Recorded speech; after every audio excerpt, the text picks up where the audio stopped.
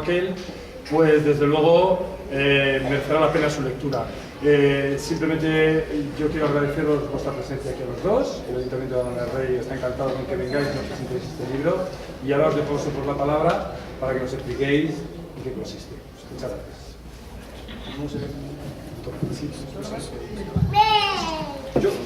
Yo os escucho. Buenas tardes a todos. En primer lugar, es un verdadero placer estar aquí formando parte de la presentación de este libro. Como historiador, compañero, amigo del autor, el doctor en Historia Juan Quijón. Bueno, sus publicaciones recorren desde las órdenes militares hasta la arquitectura militar española, pasando por estudios sobre religiosidad, historiografía, etc. Una persona como Juan se da la circunstancia, que es muy interesante, de que a la docencia como profesor de Geografía e Historia se une la labor como investigador y escritor. Por lo tanto, se unen la persona que investiga, la persona que escribe y la persona que enseña. Y esto es muy importante a la hora de valorar una obra como la que tenemos encima de la mesa. Además, en Juan, en estos últimos años, sus intereses han dado un giro. Yo conozco a Juan de hace tiempo, han tomado un camino muy interesante y nos presenta una investigación que en gran medida rompe con sus trabajos anteriores. La Guerra Civil Española y la inmediata posguerra en el sureste madrileño va a ser la parte fundamental del libro que tenemos. Bueno, esta obra de Juan cuenta además con una serie de elementos muy sugerentes para una persona que le guste la historia como, en fin, como parte de historia colectiva, como un ávido lector. Y yo creo que está muy bien porque, fijaros, es un libro muy bien contado.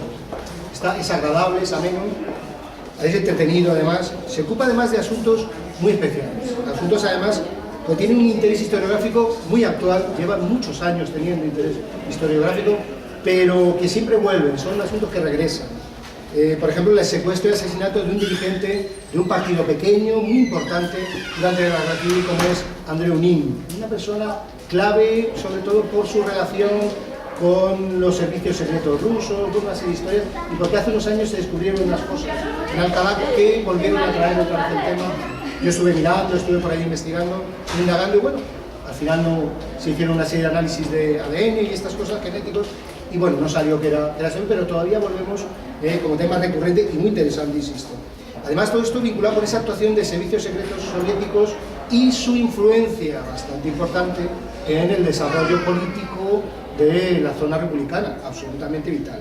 Y luego la represión también, que dio lugar pues la victoria de las tropas de Franco, las tropas nacionales, y la represión que vino en la inmediata posguerra, ¿no? Muy interesante todo. Además, propone a través de este desarrollo una serie de ideas y de líneas de investigación que son también vitales hoy en día en el estudio de la historia contemporánea y el estudio de estos momentos. El material de investigación está muy trabajado. Ha trabajado con prácticamente todo lo que hay, hemos estado hablando hace un rato con él, prácticamente todo. Ha trabajado la bibliografía más actual, se ha ido incluso a sitios, a lugares, y ha conseguido bibliografía de fuera, bibliografía extranjera, que no es de uso corriente por aquí, de uso común. Ha trabajado muy bien las fuentes orales, lo que queda de las fuentes orales, que ya sabemos que eso es un problema de tiempo. El tiempo hace que cada vez haya menos fuentes orales directas, de personas que hubieran vivido en primera persona aquellos acontecimientos. Y luego la bibliografía, insisto, muy actualizada. Bueno, ¿qué aparece en el libro de Juan? Pues aparece en el libro la situación del país durante pues esto que llamamos el gobierno del Frente Popular. Momentos del país donde parece ser que empieza a haber una dicotomía importantísima en lo que es la vida social, política de este país. Un camino muy hacia, una pendiente muy pronunciada hacia los primeros espasmos de violencia casi sistematizada entre las fuerzas políticas y sindicales del momento, ¿no? Y eso además que implica un momento donde la sociedad se empieza a implicar casi sin querer de esos movimientos de grupos organizados. O sea, la sociedad se empieza a entender que a veces casi se la obliga a estar con unos o con otros. Esto se va a ver muy bien cuando empiece la guerra. La gente casi se va a ver obligada a elegir un bando. Bueno, la gestación del golpe militar, la relación de los militares está afrontada con el gobierno republicano y contra el gobierno republicano. Y luego ya pasando a los momentos de la guerra, nos habla Juan y nos aporta mucha documentación acerca de los episodios represivos en la retaguardia. La gente solemos pensar, cuando nos acercamos a estos temas habitualmente, que la represión, que la violencia se produce en el frente. Una guerra civil es algo especial, una guerra civil es algo donde lo que aparece es una represión muy vinculada a la retaguardia. Esos otros campos de batalla, esos otros frentes que no están claros, que no están definidos. Además nos habla de checas, estas cárceles del pueblo que se llamaban entonces, los paseos, asesinatos, sacas, fosas, este lenguaje propio no de una guerra, sino una guerra civil, no exactamente de cualquier guerra. Luego también nos habla de la batalla del Jarama, nos habla de ese mes de febrero, en los alrededores de Madrid, de el intento de las tropas nacionales de tomar, de envolver, el lenguaje militar, esto de envolver una ciudad, de sitiar, como se decía en la Edad Media, sitiar Madrid, asfixiar Madrid, en la idea de que, una idea también un poquito decimonónica del siglo XIX, de que tomando la capital caería en realidad el gobierno republicano.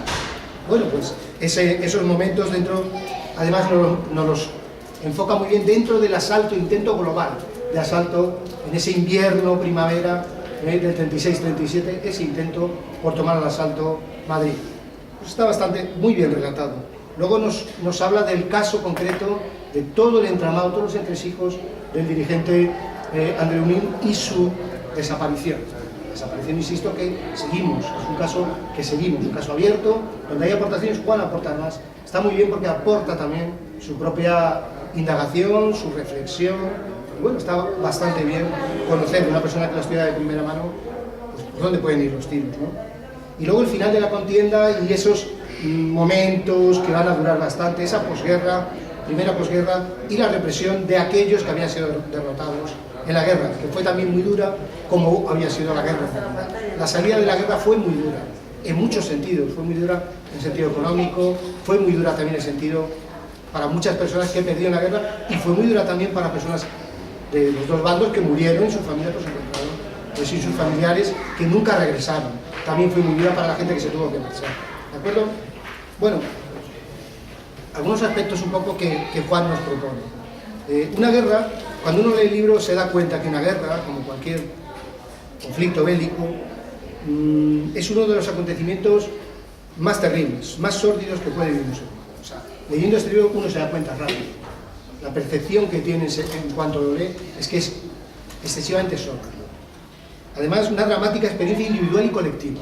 O sea, las personas viven esto de forma individual, pero también se vive de forma colectiva. Se vive en los pueblos, se vive en la ciudad, se vive en los grupos, se vive en los amigos. Hay una separación, hay elementos que hacen que haya un corte real, un corte social real, muy duro, insisto. Un conflicto donde además aflora una serie de sentimientos, en fin, que dejan una alargada y profunda huella de horror, de sufrimiento. Pues se combate además en una guerra civil entre compatriotas, paisanos, vecinos, familia. Esto es muy duro. A veces el tío está enfrente. Yo antes hablaba con Julio y decía cómo se pasaban por aquí cerca las cartas para la familia, con un hilito atado a la carta y una piedra, porque la trinchera estaba a 100 metros, a 80, a 90. A veces decían, bueno, que casi se podían ver los ojos unos a otros. Estaban muy cerca.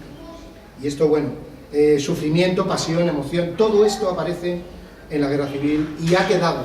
Cualquiera que entreviste a las personas entiende que hay un hálito todavía de emoción, incluso en personas pues, 80 y tantos, 90 y tantos, alguna de 100 que queda todavía por ahí, pues está todavía muy vivo, porque posiblemente el ser humano es incapaz de olvidar estas cosas, por mucho que la memoria haga el intento, ¿no?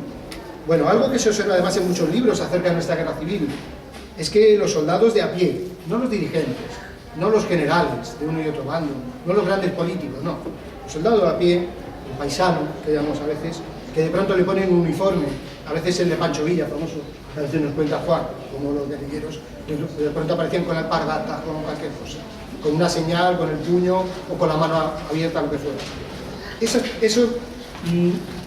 Esos soldados que lucharon, y buena parte además de la sociedad misma, como en otras tantas guerras, resulta que aparecen en uno u otro bando, en fin, solo y exclusivamente por haber estado en un lugar, por haber estado en un sitio.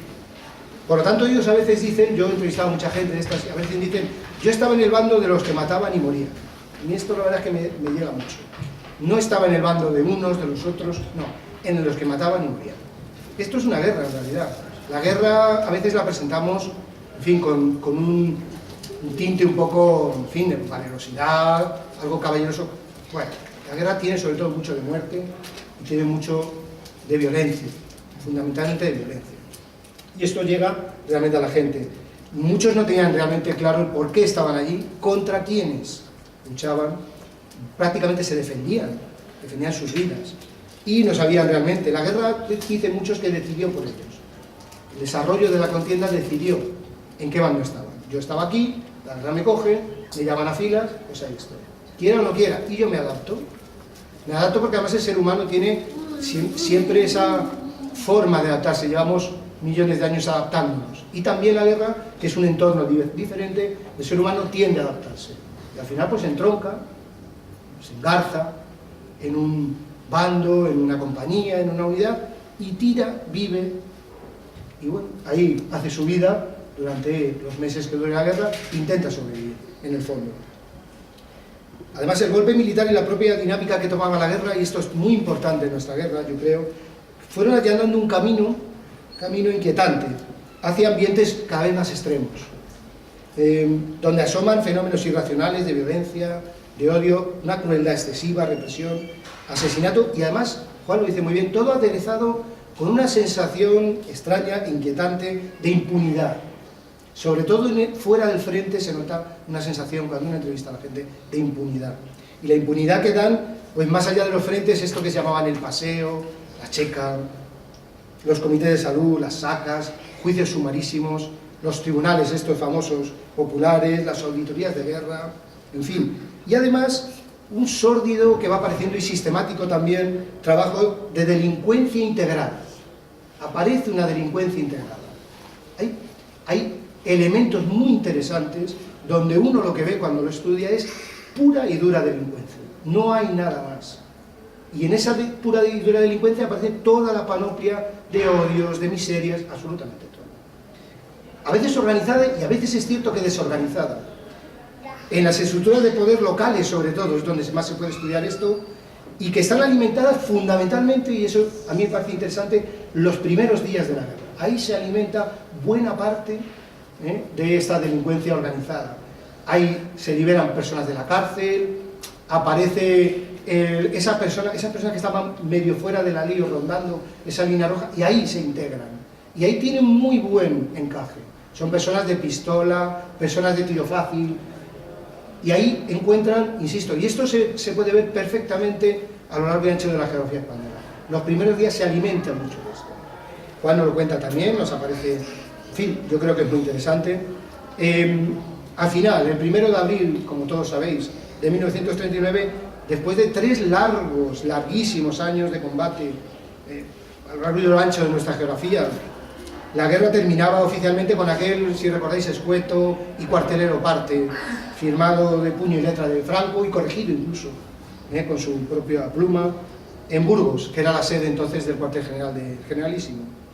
Y pues cañones, bombas, fusiles que habían comenzado a tronar en España, pues en mediados de julio del 36, paraban, frenaban, enmudecían en la primavera del 39.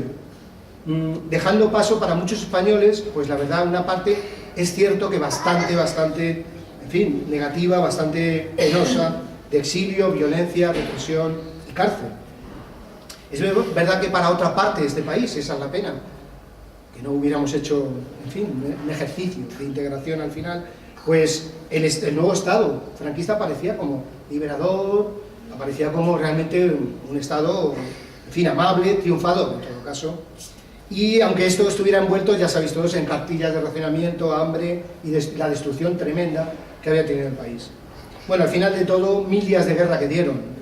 ¿Qué nos quedó además de vencedores y vencidos? Pues yo creo que leer el libro de Juan es muy interesante para ver un poco lo que aparece. Muchas gracias.